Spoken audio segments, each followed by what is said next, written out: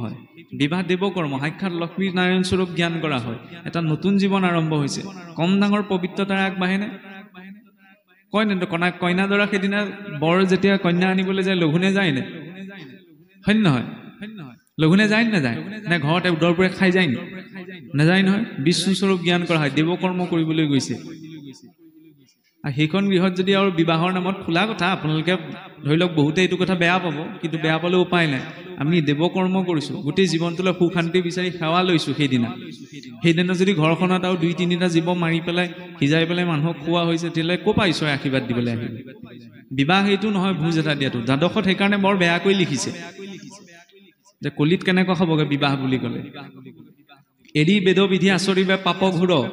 বাক্যে বুলিবে কমাত্ৰ এহি ভাৰ্যা মূৰ এতেকে বিবাহ হইবে নালাগে বিচাৰ জ্ঞাতিও কুটুম্ব হইবে বেহি খাইবে তাৰ বেদ বিধি বেদ বুলি ক'লে আকৌ কিছুসকলে একদম নাক মুখ কুচাই দিব বেদৰ কথা ক'ৰ পৰা আহিল দিয়া বেদ বোলে বামুণৰ বস্তুহে এইটো এটা বেয়া মানসিকতা যিদৰে সকলো কৰ্মৰ এটা ব্যৱস্থা আছে বিবাহৰো এটা ব্যৱস্থা আছে আগতে অসুৰবিলাকেওতো শাস্ত্ৰীয় বিধিৰে বিবাহ পাশত আবদ্ধ হৈছিল নহয়নে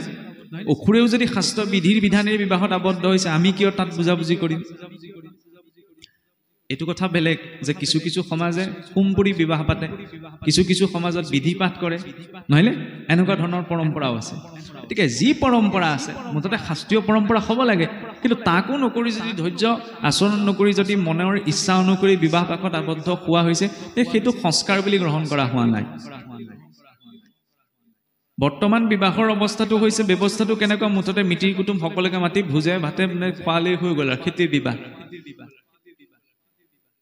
বিয়াখন বোলে পিছত এইবিলাক নিয়ম কৰিম প্ৰথমতে ছোৱালীজনী সোমোৱাই লওঁহি ভোজ এটা দি দিম আৰু হৈ যাব আজিকালি মানসিকতাটো তেনেকুৱা সেইটো মানসিকতাত সংস্কাৰ নাহে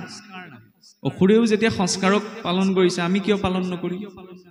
গতিকে ক'ব বিচৰা হৈছে এইটো চাওকচোন সেইদিনা আমাৰ আকৌ ভাবি থাকে কোনবিলাক কথাত যে কন্যাৰ পক্ষতকৈ বৰৰ পক্ষটো ডাঙৰ বৰৰ পক্ষটো কেনেকৈ ডাঙৰ হ'ব দান ল'বলৈহে গৈছে দান ল'বলৈ যোৱাজন ডাঙৰ হয় জানো দিয়াজনহে ডাঙৰ কম ডাঙৰ দান দিছেনে জীৱনৰ আটাইতকৈ ডাঙৰ দান সেই কন্যাগৰাকীয়ে সেইখিনিতে পিতৃকুলৰ গুৰুত্ব ত্যাগ কৰিছে সেই গৃহখনৰ সৈতে সম্পৰ্ক কৰিছে স্বামীৰ গৃহখনৰ সৈতে সম্পৰ্ক বুলি সেই কথাটোতো গুৰুত্বতা নাই সপ্তপদী গমনৰ 7টা বাক্য যদি ভালকৈ শিকি বুজি লয় জীৱনত আকৌ পত্নীগৰাকীয়ে স্বামীয়ে পত্নীক টান মাত এষাৰ দিব নোৱাৰে